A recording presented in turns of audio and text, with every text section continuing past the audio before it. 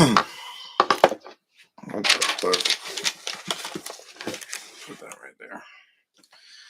All right. I think it's podcast 223. Let's get straight into it. I can actually see my screen. Let's push that back a bit. Focus on me. Anyway, I had some video, and this is a very fundamental thing. Obviously, this is all game. Everything that I give you guys is all game. Um, Very basic, but it's pandering. Now, before I even get into the negative, I want to talk about in certain situations, it's okay, right? It's okay. Yes, I'm saying in certain situations, it's okay to pander, especially if you are um, in the wrong. And I would say that's usually the only case where that's okay for you to pander is when you're in the wrong. And for example, like there's times where, like, say if I like, you know, I don't know, what would be a great example?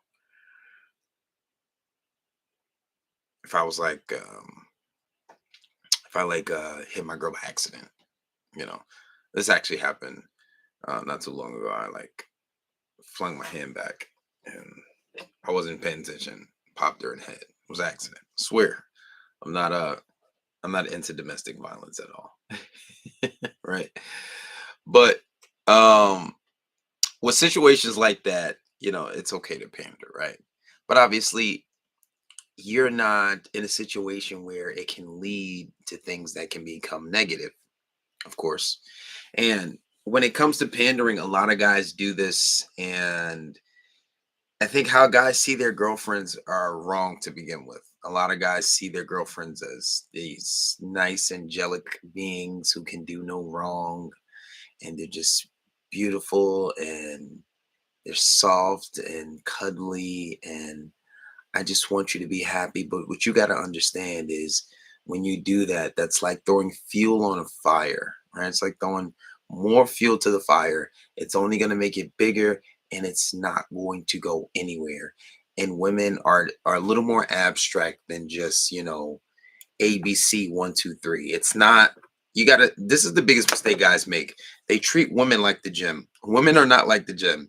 The harder you go, the more you do, the better it'll get. No, it's actually quite the opposite. When you care less, you give a fuck less, and you don't pander, usually they come around. And either way, even if they have a lot of pride, even if your girl's the one with the most pride, she still has to get over the situation either way. And a lot of men make this mistake, and the perfect example in the video that I saw was, and I think we've all been there before. I haven't really made a mistake like that since like high school, but I'm just different.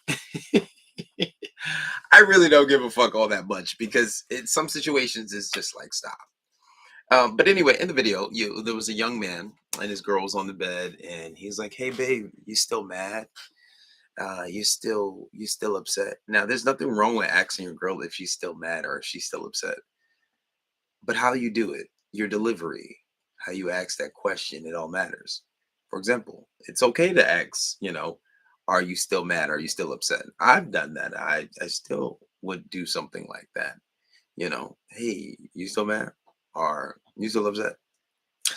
And if she's not answering, if she's not responding, okay, well, I'm gonna leave you alone. I'm not gonna sit there and kiss your ass. I'm not gonna sit there, but baby. So in this video, it's but babe, talk to me. Come on, are you still mad? And this goes on for the duration, literally the duration of the video. The video is like maybe 40 seconds, anywhere from 30 to 40 seconds long. And then he goes on the bed where she's at, and he's trying to pander to her and talk to her. But babe, talk to me. Come on. And then she leaves the bed and goes to the bathroom, and it's so fucking cringy. It's like, oh, please stop. Please. You're making me want to shoot my computer. Like, cut the shit out. And it's just so cringy and nasty and just like, what the fuck are you doing? Right? And it's just It's just one of those things that kind of just irks my nerve just a little bit because it's like you're talking to a grown fucking adult. This is not a baby. This is not. No, don't get me wrong. In some situations, you know, women are like children. And I think the perfect analogy for this is it's like, and I say this all the time. And if you're if you're subscribed to the podcast and you're subscribed to my YouTube channel, you know the analogy is it's like when a baby falls. When the baby falls, usually parents react in such a way that it enables the baby to cry. Now, don't get me wrong. Let's be understanding of this situation. There are a lot of situations where if a child falls and they fall hard, they're going to cry because it's a hard fall, right? Like they genuinely hurt their head or they genuinely hurt themselves when they fell. So, situations like that, it's very understandable. We have to be obviously sympathetic for situations like that with babies. But there are a lot of situations, there are a lot of times where a baby may fall and they may look for the parent at the parent for conversation for confirmation, like, should I cry or should I not? What are we doing here? Right.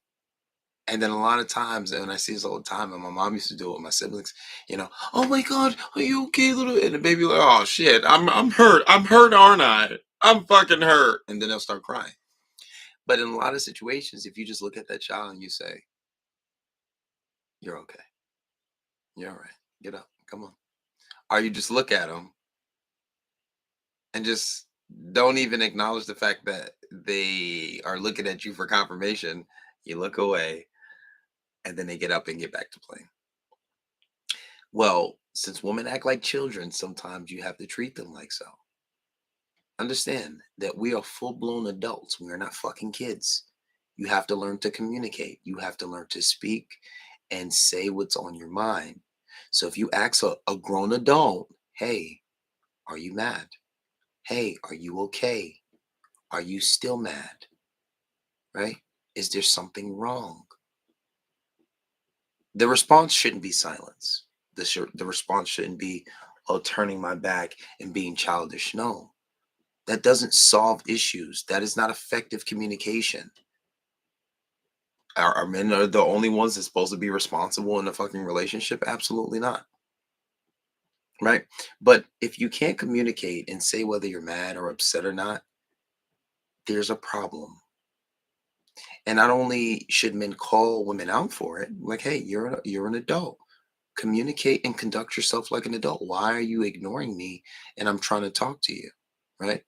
And I feel like the first two times you can have this conversation, and most of the time it's after the fact. Right. And a lot of the times, like I said, women act like children. So you almost have to treat them that way. But when it comes to the ignoring and, oh, I'm not going to do that, a lot of the times what you'll find is when you do ignore and you don't actually give it the energy and attention, women often get upset. And how does that look? Oh, wow, you're really just going to walk away? Or when you actually walk away, I find it funny how, right? Or, or if like, if you don't pander to it, and like, wow, like you don't care or you don't love me, you don't care about me. And in a woman's mind, sometimes she may actually be a little emotional and think that this is a valid reason because you didn't pander to her or you didn't cater to her. She understands and thinks that, well, maybe he doesn't care about me as much. Because women want you to chase after them, right? Women want you to pander to them. But if that in particular woman is on the more the extreme side, in some cases that may turn some women off, right? It may turn some women off, and then a little bit down the line, they understand that you know, whenever I get mad at him, I'm gonna have my way. I'm gonna have my way, and this is the worst place that you want to. This is the worst place that you want to be in, because when you don't give in to the pandering, they'll say like I remember some girl that I used to talk to. And then like it was years later, then we were cool. and she's married now. But I had made a post, and she responded to it. She was like, "That's facts, because my husband, he don't he don't care about none of that shit. He is not going to entertain me, right?" But the funny part about it, she acknowledged and understood the fact that her husband's not going to pander to her. Her husband's not going to cater to her. Her husband's not going to give into the bullshit when she acts that way, right? So she acknowledged the fact that her husband's not going to pander to her. Her husband's not going to cater to the bullshit when she has this upset phase. So what does that lead you to do? They're gonna stop it. They're not going to pander. They're not going to communicate.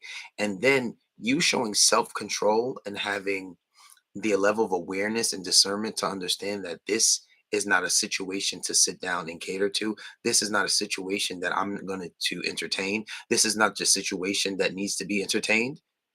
You are being in a very masculine state, and you are being in a leadership role, because that's communicating to her, I'm not gonna pander to you, I'm not gonna cater to you, and I'm not gonna play your fucking game. So now what you have to do is you have to come into my field, you have to come into my world, and if you want to talk and communicate like a grown adult, which you are, then we can have a conversation.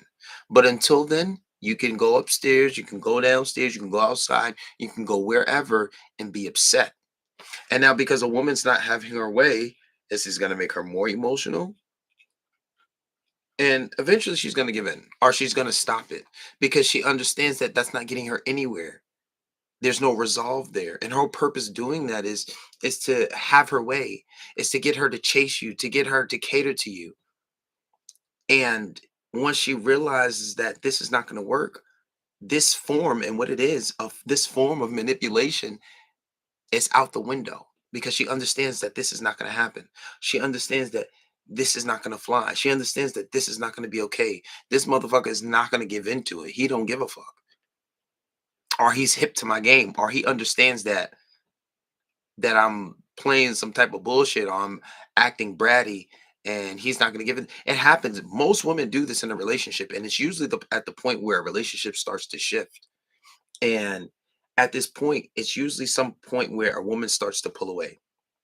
And usually the relationship, there's always ups and downs, right? They always say, like, how it's supposed to be is a relationship supposed to be mutual interest, right? And if somebody's not displaying mutual interest, usually the other party would walk away. Or if there's not the case, then they are afraid that the other person will walk away, and that's mutual on both sides.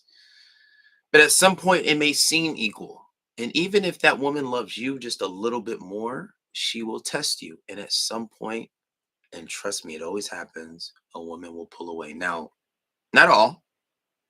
And the ones that don't do this are fewer than many. That is a smaller amount. The woman that won't do that, the good woman, the women that have the level of awareness and intelligence and emotional intelligence, just to not play games or do something like that. But at some point, a woman will pull away.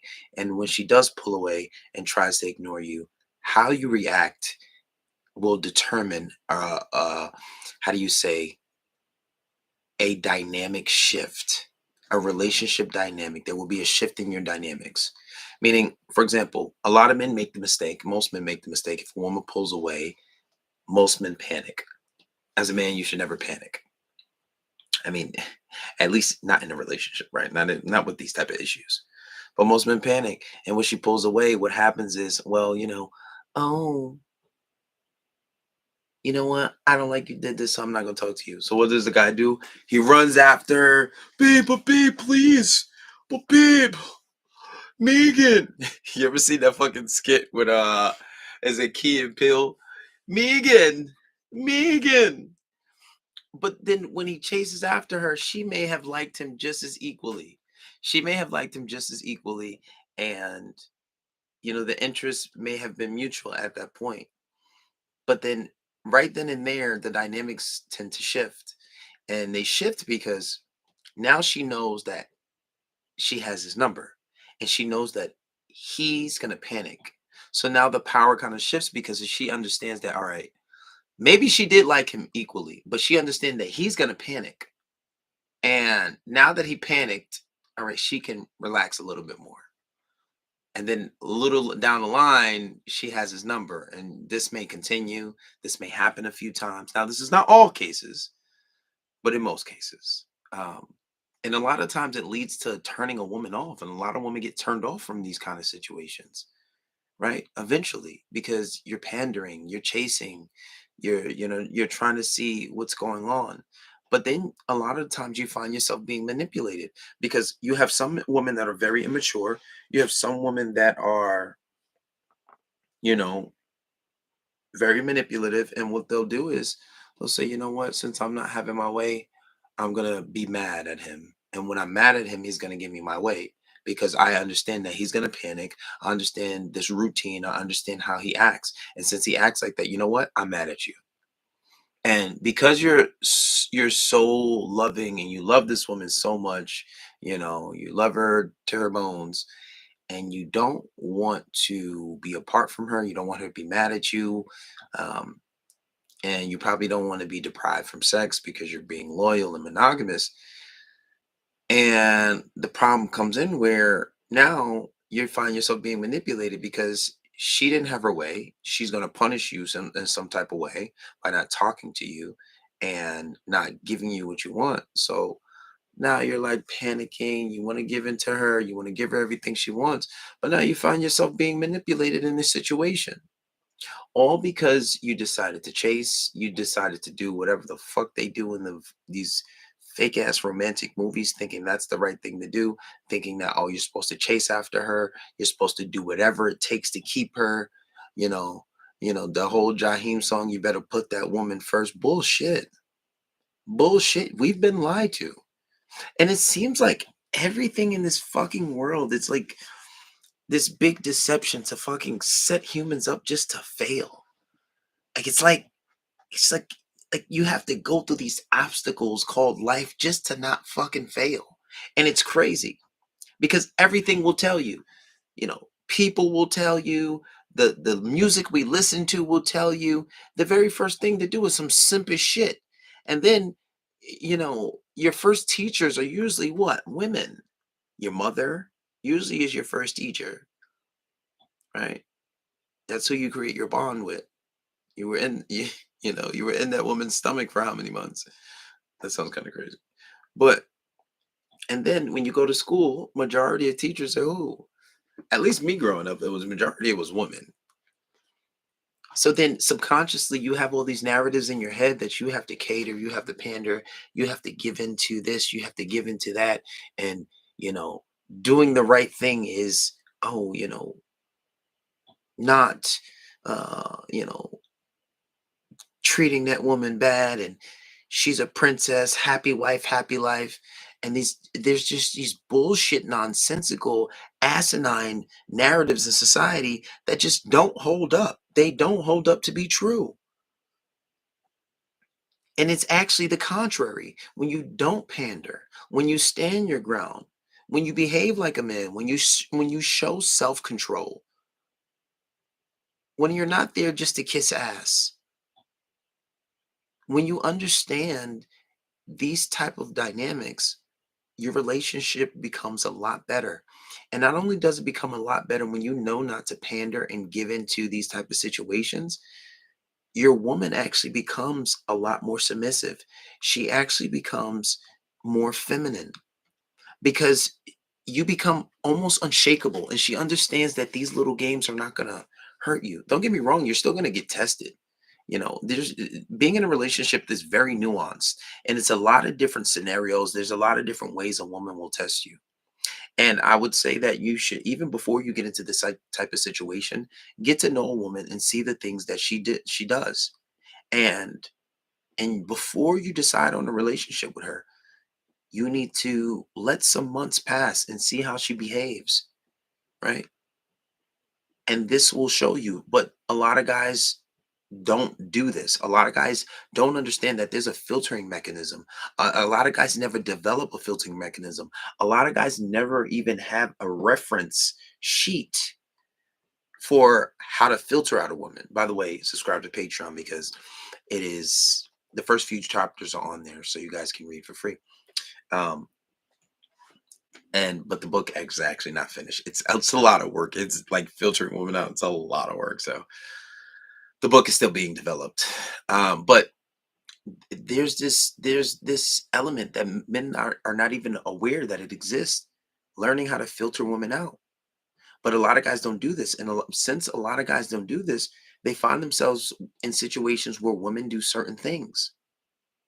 Now, if you've been with this woman for a long time and she's been doing this, it makes take some time to break that down and take away her power. And how do you take away her power? By not feeding into it, by not giving into it, by not allowing her to take advantage of the things that you are vulnerable to, or the things that you're actually being a good man, you're actually being a good dude, but you just simply don't want to be taken advantage of anymore. So now you're hip to game, right? And this is a part of that whole idea of having game in a relationship. Is a part of that whole idea of understanding that in a relationship, there there takes understanding relationship dynamics to having a long lasting relationship. Like for example, me, a rule of thumb for me is if a woman starts to talk to other men while she's talking to me, you automatically failed. You will never have another chance with me ever. Right. And I know there's probably a in particular female spying on my fucking channel, just like she was spying on my Patreon, and she made that mistake. And it doesn't matter, right? It doesn't matter what you did. It doesn't matter what you say. And then a lot of females will show you their true colors. And then this in particular female also, at one point when we were talking, what she did was my mother and my sister, they were in my room at this time and they were just sitting on my bed. And I took a picture of my screen and I showed that I was working. And when I showed that I was working, she was like, what the fuck? Who the fuck is that on your bed? What the fuck is that? And I'm just like, ma'am, are you serious? And I was on, I think it was on Zoom at the time, and she's just going off, just fucking going off. And I'm just like, you know what? Goodbye. Have a nice day. And once I proved to her that that was my family, the girl probably still does. She's such a fucking psychopath. But she called me outside my name. She called me a types of asshole. She said I was less than a man. She said I was a bitch. Or anything you can think of, she called me. And she showed her true colors. And that let me know that if this woman is upset, she's going to say and do things that are extremely disrespectful. That showed me that this woman is going to um, have a lack of self control if things get misconstrued. If she thinks that something is something it's not, she's going to jump to a conclusion instead of just asking questions. Now, I was going to say, to be fair, I couldn't respond right away because I was working, but that's still never any excuse. You can wait for someone to respond. You can wait for someone to say, hey, this is that, this is this. And the thing is, she knew I was working because I sent her a screenshot. But to see, this is the thing, and this is why I say some women are just fucking autistic.